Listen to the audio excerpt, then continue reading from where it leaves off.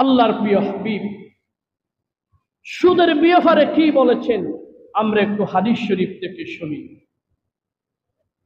সুদের আলোচনা করতে গিয়ে সৈয়দুল আম্বিয়া জনাব বিশ্ব নবী মুহাম্মদুর রাসূলুল্লাহ, সকলে পড়ুন সাল্লাল্লাহু আলাইহি ওয়াসাল্লাম।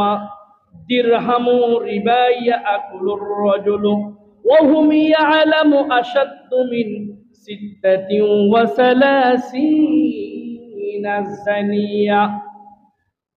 বুখারী শরীফের 2766 নম্বর হাদিস শরীফ খুলে দেখুন। ১৫০০ বছর আগেই সুদ সম্পর্কে আল্লাহর প্রিয় হাবিব কি বলেছেন? যদি কোনো মুসলমান জেনে শুনে 1 দিরহাম সুদ খায়, কয় দিরহাম? একটু চিৎকার দিয়ে বলেন ভাইয়েরা, কয় দিরহাম?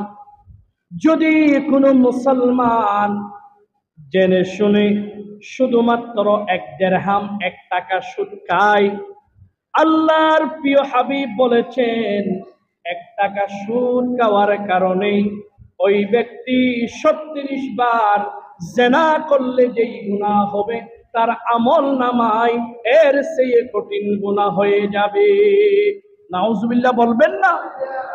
1 টাকা যদি কেউ সুদ খায়, আল্লাহ রাসূলের হাদিস, আশাদ্দু মিন সিত্তাতিন ওয়া সালাসিনা জানিয়া, 36 বার জিনা করলে যেই গুনাহ হবে 1 টাকা সুদ খেলে এর চেয়ে বেশি কঠিন গুনাহ তার আমল নামায় লেখা হবে।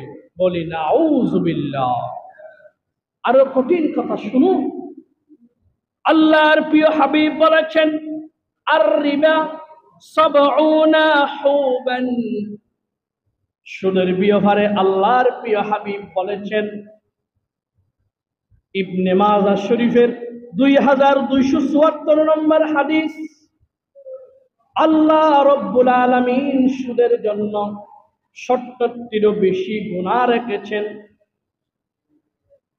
সুদ এইটার ব্যাপারে আল্লাহ ৭০টারও বেশি গুনাহ লিখেছেন।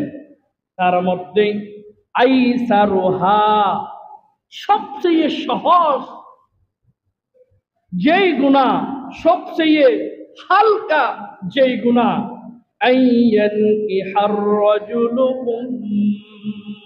উম্মাহ, সন্তান নিজের মায়ের সাথে জিনা করা। বলি নাউজুবিল্লাহ। সুদের ৭০টিরও বেশি গুনাহ আছে, তার ভিতর সবচেয়ে কম গুনাহ যেটা হবে এটা হচ্ছে নিজের মায়ের সাথে জিনা করা। বলি নাউজুবিল্লাহ। একটু ভেবে দেখুন, আমাদের সমাজে, আমাদের দেশে, গ্রামে গঞ্জে যদি কোনো মানুষ জিনা করে বলে, সাথে সাথে সবাই বলে জিনাকার চলে যাচ্ছে, সমাজ তাকে বিতাড়িত করে দাও।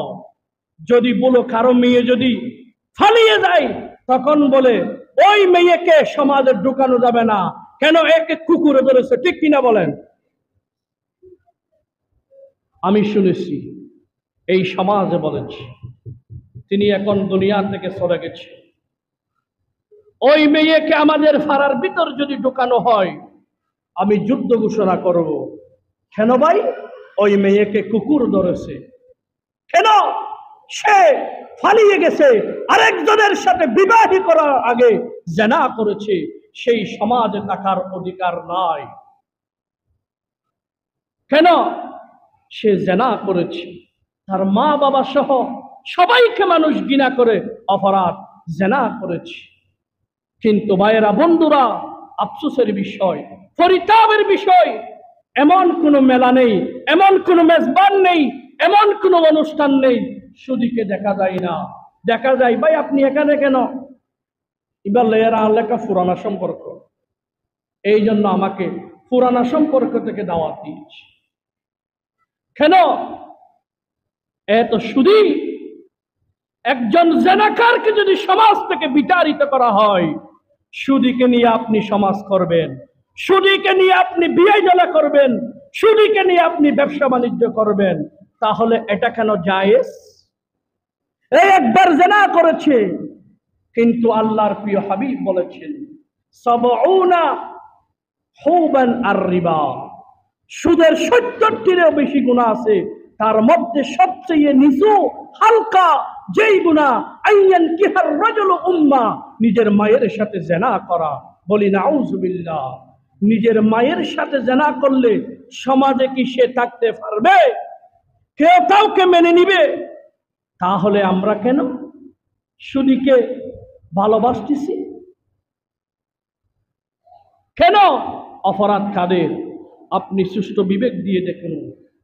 সম্মানিত হাজিরিন, এই সুদ হচ্ছে এত মারাত্মক একটি গুনাহ। আল্লাহর প্রিয় হাবিবের কথা বলছি, আমি বানিয়ে বলছি না। আমি এই পর্যন্ত এই মসজিদে যতদিন আছি, আল্লাহর কসম আমি একটা কথা বানিয়ে বলিনি। আমি এক্সট্রা পড়ালেখা করে এই মসজিদে খুতবা দিই। বানিয়ে কথা বলে আল্লাহর দরবারে আমি অপরাধী হব, সেটা আমি চাই না।